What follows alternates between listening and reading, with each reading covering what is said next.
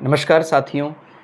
किसी भी प्रकार का प्रश्न सामने यदि कोई श्वास रोग का प्रश्न आता है, सांसों का रोग और कोई स्मोकिंग की ऐसी हैबिट है, कोई क्षय रोग, ट्यूबरकुलोसिस ऐसी कोई भी चीज़ है जिसका संबंध सांस के साथ है, तो इसमें सबसे ज़्यादा जो उत्तरदायी भाव होते हैं वो तीसरा भाव, चौथा भाव। आप जानते हैं तीसरा भाव ये हमारा आहार नाल और ईसोफेगस, रेस्पिरेटरी कैनाल इस सब को रिप्रेजेंट करता है। ज़ोडिएक भौचक्र की मिथुन राशि के साथ भी इसका संबंध देखा जाता है। और इसी प्रकार से चौथा भाव जो हमारा हृदय भी बताता है, साथ साथ ही हमारे फेफड़ों को भी रिप्रेजेंट करता है। तो अगर यहाँ पर मैलेफिक होकर, क्रूर होकर राहु केतु एक्सेस आता है और प्रश्न भी सामने वाले का ऐसा ही है, तो फिर निश्चित रूप से हमें सावधान हो जाना चाहिए कि हाँ, आपका जो रेस्पिरेटरी सिस्टम है, आपका लंग्स, आपका फेफड़ों वाला पार्ट है, उसमें कुछ इन्फेक्शन होने जैसा बनता है।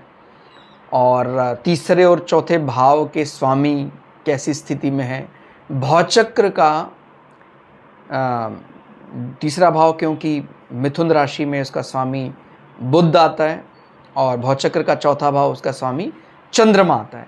तो इनकी भी कमज़ोर स्थिति, इन राशियों की कमज़ोर स्थिति का भी मुआयना, माने जो चीज़ अपने को पहला जो क्ल्यू मिला है वो क्ल्यू हमेशा भाव से ही मिलेगा। तीसरा भाव और चौथा भाव वो अभी हमें लगा कि कोई ऐसा बाधित ग्रह बैठा है, फिर हमने देखा कि उसका डिपॉजिटर भी पीड़ित हो गया, तीसरे भाव का, चौथे भाव का। अगर वहाँ पर धनात्मक संबंध आ जाता है, माने ग्रह खराब बैठा है फिर भी तीसरे और चौथे भाव के स्वामी बहुत अच्छी स्थिति में है, तो निराकरण हो गया। कहता भाई कोई दिक्कत नहीं है, आपको लग रहा है ऐसा, फिर भी ये क्योंकि फेल और पास का निर्णय इंस्टेंटेनियस इंपैक्ट नहीं कर सकता है। मतलब जो त्वरित प्रभाव है वो केवल सेटिंग एलिमेंट है, जो बैठा हुआ ग्रह है। लेकिन अगर उसका जो लॉर्ड है वो बहुत अच्छी स्थिति में है तो आपको डरने की ज़रूरत नहीं है। लेकिन आपने हर पहलू पर विचार करके देख लिया, तीसरे भाव का स्वामी, चौथे भाव का स्वामी, भौचक्र की मिथुन राशि, कर्क राशि, तो फिर अपने को थोड़ा सा इस पर विचार करने की ज़रूरत है। अच्छे से विचार करना ही पड़ेगा फिर, तो ऐसा समझना चाहिए। धन्यवाद।